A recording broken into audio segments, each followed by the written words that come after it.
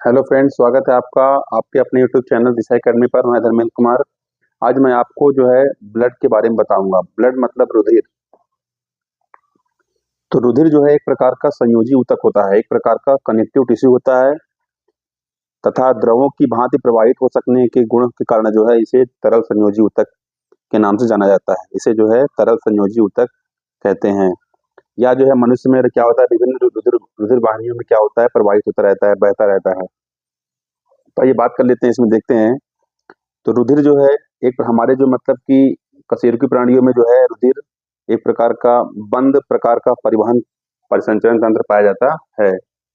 रुधिर एक सामान्य लगभग 70 किलोग्राम वाले मनुष्य वजन वाले मनुष्य में जो है लगभग जो है, अगर वो पुरुष है, पुरुष में 5 से 6 लीटर तक ब्लड पाया जाता है, जबकि स्त्री में जो है 4 से 5 लीटर ब्लड पाया जाता है। इसका सामान्य पीएच मान, इसका पीएच वैल्यू कितना होता है, 7.3 से 7.5, यानी हल्का क्षारीय होता है, हल्का क्षारीय होता है।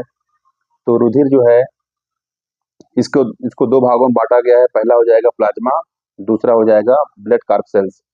प्लाज्मा जो है इसकी मात्रा ये लगभग 55 से 60% में पाया जाता है, जबकि ब्लड कार्प सेल्स जो है ये 40 से 45% तक इसकी मात्रा पाई जाती है।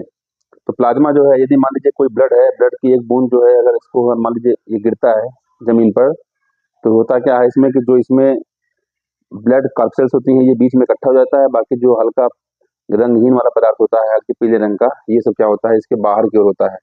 मतलब जान लीजिए इसमें कि ये प्लाज्मा जो है बाहर की ओर हो जाएगा, कलरलेस पदार्थ जो है, और जो गहरा जो लाल रंग का होगा मतलब जो है वो सब इसमें क्या हो जाएगा, ब्लड कार्प सेल्स होती हैं। तो यहाँ प्लाज्मा देख लीजिए, प्लाज्मा में जब 90 से 92% 92% जो है क्या होता है, इसमें वाटर पाया जाता है। और उसके अतिरिक्त इनऑर्गेनिक जो है साल्ट होता है, इसकी मात्रा 0.9 होती है, लगभग 0.9। इसमें सोडियम तथा जो है सोडियम क्लोराइड तथा सोडियम बाइकार्बोनेट पाए जाते हैं। इसके अतिरिक्त इसमें जो है कैल्शियम, मैग्नीशियम तथा पोटेशियम के फास्फेट और बाइकार्बोनेट भी पाए जाते हैं, किसमें, इनऑर्गेनिक साल्ट में। जबकि जो है प्लाज्मा प्रोटीन में इसकी मात्रा लगभग 7% पाई जाती है। प्लाज्मा में क्या हो जाएगा, पूरे प्लाज्मा का 7% जो है प्लाज्मा प्रोटीन होता है। इसमें 3 प्रकार के मुख्य प्रोटीन होती हैं। एल्ब्यूमिन, इसकी मात्रा 4.7% होती है। ग्लोब्यूल ग्लोब्यूलिन ग्लोब्यूलिन जो है इसकी मात्रा 1.5% होती है। इसके अतिरिक्त जो है ना फाइब्रोनोजेन, ये जो है रक्त रक्त का थक्का बनाने में जो है ये प्रोटीन काम करती है। इसकी मात्रा लगभग 3% होती है। इसके अतिरिक्त इसमें क्या होता है, मतलब ये आपका जो है ऑर्गेनिक हो जाएगा, मतलब कि ऑर्गेनिक में जो है आपका ये प्रोटीन वगैरह पास इस हो जाएंगे। इसके अतिरिक्त क्या हो जाएगा, इसमें कुछ मतलब जो है डाइजेस्टिव फूड होते हैं। क्या होते हैं, डाइजेस्ट डाइजेस्टिव फूड, जो पचे हुए मतलब भोज्य पदार्थ होते हैं। जैसे इसमें कि प्रोटीन से पचा हुआ पदार्थ होता है एमिनो एसिड, एमिनो एसिड हो जाएगा इसमें। उसके अतिरिक्त जो है अगर वसा से पचा हुआ पदार्थ होता है फैटी एसिड, ग्लिसरॉल और फास्फोलिपिड, ये सभी क्या होते हैं, मुख्य प्रोटीन वगैरह इसमें क्या होती हैं, पाई जाती हैं। अब बात कर लेते हैं इधर हमारा जो है ब्लड कार्प सेल्स। इसको जो है 4 भागों में बांटा गया है। पहला हो जाएगा आरबीसीएस, यानी जो है रेड ब्लड कार्प सेल्स, लाल रुधिर कणिकाएं। ठीक है, इसको जो है क्या बोलेंगे, लाल रुधिर कणिकाएं बोलेंगे इसको। बहुत ही इंपॉर्टेंट है। तो आरबीसी के बारे में जो मैं बता रहा हूँ, जैसे आरबीसी मतलब मनुष्य में जो है मेल में कितना होता है, लगभग इसकी मात्रा लगभग 54 लाख प्रति mm³ और जो फीमेल में जो है 48 लाख जो है प्रति mm³ होता है। इसको जो है इरिथ्रोसाइट्स के नाम से जाना जाता है। ये लाल रंग का होता है, केंद्रक विहीन होता है, इसमें केंद्रक नहीं पाया जाता है। लेकिन कुछ जो है मैमल्स में जो है क्या होता है, कुछ मैमल्स के आरबीसी में केंद्रक पाए जाते हैं, उसको भी हम आपको बताएंगे। जबकि इसमें हम बात कर लेते हैं, इसका लगभग जीवन काल कितना होता है, 20 से 120 दिन होता है। 20 से 120 दिन होता है। इसकी मात्रा जब अगर कम हो जाती है आरबीसी की मात्रा कम हो जाने से एनीमिया रोग होता है। एनीमिया नामक रोग होता है, रक्त की कमी। और ज्यादा मात्रा में हो जाता है आरबीसी की मात्रा, तो इसे बोलेंगे पॉलीसाइथीमिया नामक रोग होता है। ये उभयोत्तल, मतलब इस प्रकार कुछ आकृति इसकी होती है, केंद्रक नहीं पाया जाता इसमें। तो ये हो जाएगा। इसका मुख्य जो कार्य होता है वो ऑक्सीजन का परिवहन करना होता है। ऑक्सीजन को जो है ले जाना और कार्बन डाइऑक्साइड को बाहर निकालना होता है, यानी transportation of oxygen and carbon dioxide. उसके बाद WBC हम बात कर लेंगे, तो इसे ल्यूकोसाइट्स भी कहते हैं।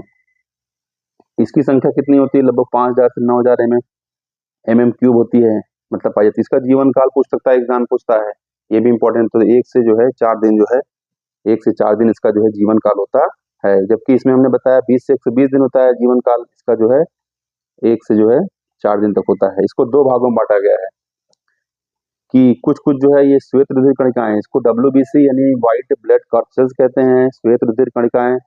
श्वेत रुधिर कणिकाएं में जो है, इसमें इसका दूसरा नाम ल्यूकोसाइट्स कहते हैं। इसमें क्या होता है, ये रंगहीन होती हैं, केंद्रक युक्त होती हैं, रंगहीन और जो है केंद्रक युक्त होती हैं। तो इसमें क्या है, उसमें कणिकाओं के उपस्थिति के कारण, उपस्थिति और अनुपस्थिति के कारण जो है इनको 2 भागों में बांटा गया है।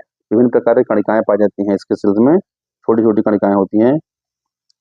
तो जिसमें ग्रेनुलोसाइट्स, जिसमें ग्रेनुल पाए जाते हैं उसे बोलेंगे ग्रेनुलोसाइट्स। जिसमें अगर एब्सेंट होता है ग्रेनुल्स तो उसे बोलेंगे एग्रेनुलोसाइट्स कहते हैं। अब बात कर लेते हैं इसका जो है, मैंने आपको बताया कि ये क्या हो जाएगा, ग्रेनुलोसाइट्स को जो 3 भागों में बांटा गया है, इसको 3 भागों में बांटा गया है। कौन कौन सा हो जाएगा? इस्नोफिल्स, इस्नोफिल्स, ये जो है बाइलॉब्ड, इनका जो मतलब केंद्रक होता है, ये इनका जो केंद्रक 2 लोब में बटा होता है। कुछ इस प्रकार संरचना इस्नोफिल्स जो है, इसकी जो है क्या हो जाएगा, ये बाइलॉब्ड होते हैं। इनकी जो है संख्या क्या होती है, कुल जो है WBC का क्या हो जाएगा, 1 से 4% तक पाया जाता है, 1 से 4% पाया जाता है। और ये जब क्या होता है, इनकी संख्या जब बढ़ती है तो इसे इस्नोफिलिया नामक रोग होता है। तो इस्नोफिलिया में किसकी संख्या बढ़ती है? इस्नोफिल्स की संख्या बढ़ती है।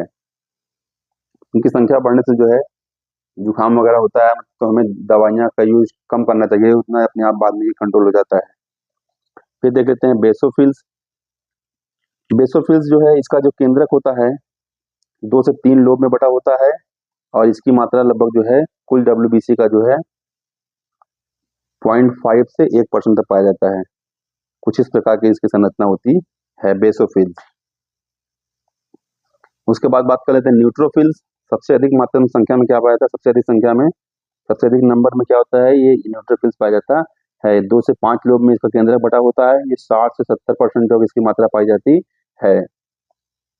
ये ऊतकों में पहुंच कर क्या हो जाते हैं, ये फैगोसाइटोसिस की क्रिया करते हैं, मतलब ये ऊतकों में मतलब पहुंचकर जो है, ये जो है बैक्टीरिया वगैरह को डायरेक्ट जो है निकल जाते हैं, उसे नष्ट कर देते हैं।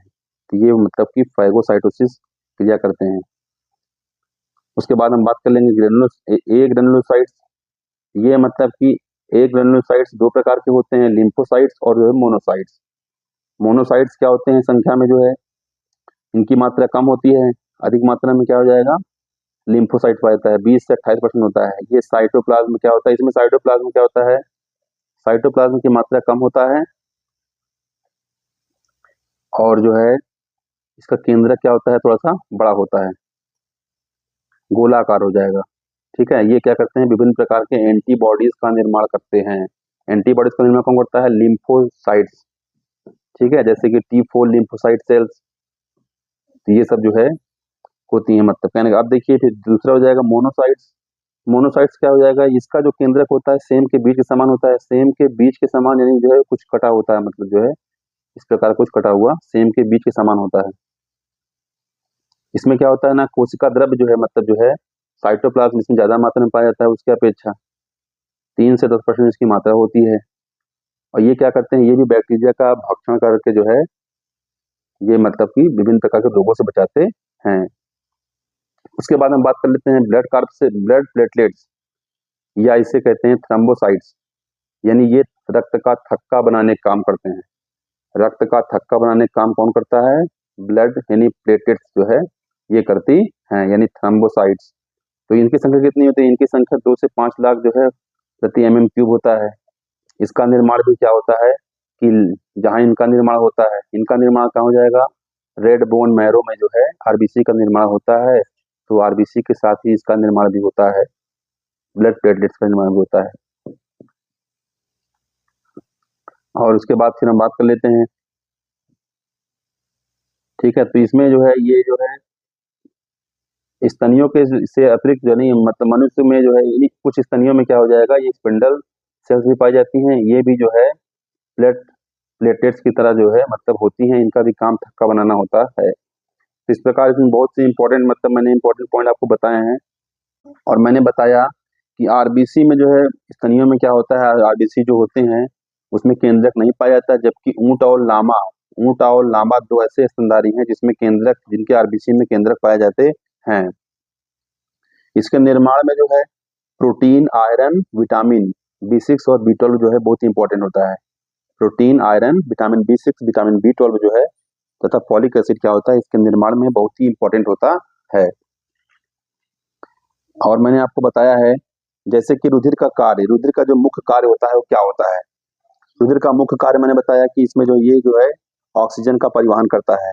ये जो है रुधिर में जो है क्या होते हैं, फेफड़ों से जो है पूरे शरीर में जो है क्या होते हैं, ऑक्सीजन को ले जाते हैं रुधिर के द्वारा। रुधिर में का मतलब आरबीसी में ही मतलब बैठकर जो है रुधिर, मतलब कहने का आरबीसी लाल रंग क्यों होता है, इसका लाल रंग, रुधिर का लाल रंग क्यों होता है, तो हीमोग्लोबिन की उपस्थिति के कारण, हीमोग्लोबिन नामक प्रोटीन इसमें पाया जाता है।